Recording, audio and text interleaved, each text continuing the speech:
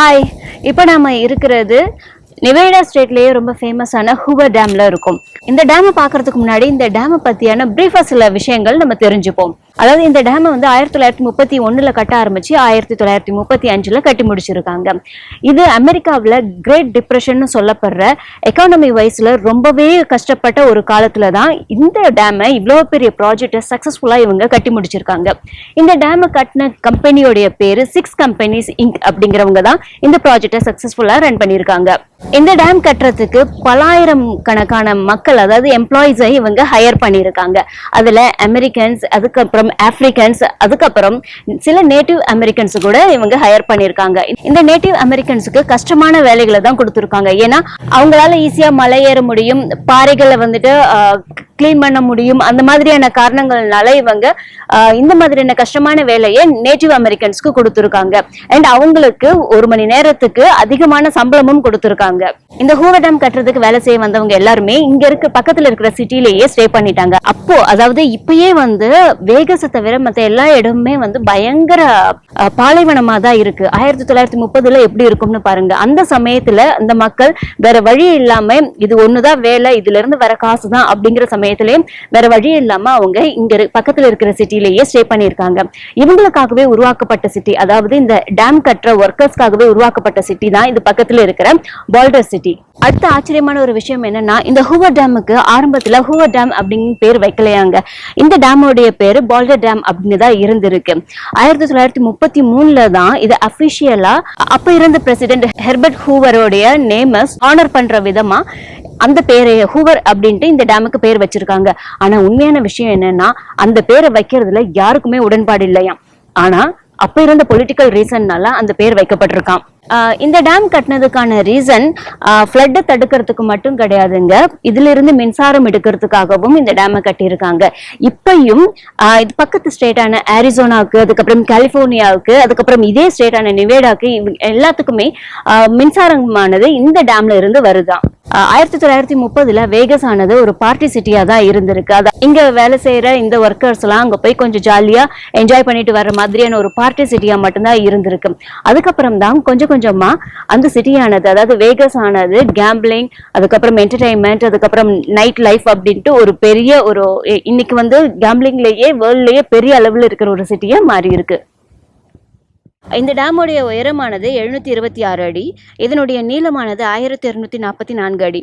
இதனுடைய டாப் பார்த்தோம்னா 45 அடி திக்கில் இருக்குதாங்க. அதே மாதிரி பேஸ் ஆனது 660 அடி திக்கில் இருக்குதான். ஆயிரக்கணக்கான வேலையாட்கள் இந்த டேம் கட்டுறதுக்கு இவங்க எடுத்திருக்காங்கன்னா, 100கணக்கான பேர் இந்த டேம் கட்டும்போது இறந்திருக்காங்களாம்.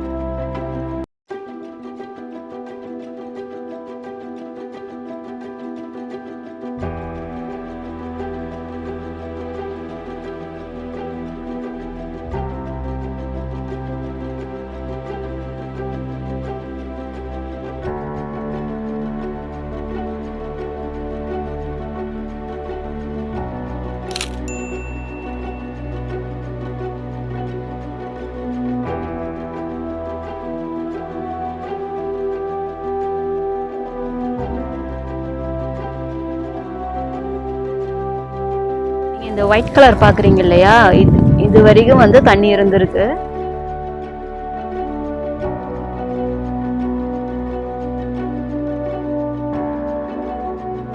இங்க பாத்தீங்கன்னா இது வந்து நிவேடா, அந்த சைடு பாத்தீங்கன்னா இது வந்து அரிசோனா. ஆக்சுவலாக இந்த ஹூவர் டேம் ஆனது 2 ஸ்டேட்டுக்கு இடையில இருக்கு. நெவேடா அண்ட் அரிசோனா இந்த 2 ஸ்டேட்டுக்கும் இடையில இருக்கு. பட் லாஸ் வேகஸ்க்கு ரொம்ப பக்கத்திலேயே இருக்கிறதுனால வேகஸ் விசிட் பண்ண வரவங்க எல்லாருமே கண்டிப்பா இந்த ஹூவர் டேமையும் விசிட் பண்ணிட்டு தான் போவாங்க. இதுக்கு பக்கத்து ஸ்டேட்டான கொலராடோல இருந்து உருவாகிற கொலராடோ ரிவர் தான் இந்த ஸ்டேட்லயும் ஓடுது. அந்த ரிவரை தான் தடுத்து இவங்க இந்த ஹூவர் டேமை கட்டியிருக்காங்க.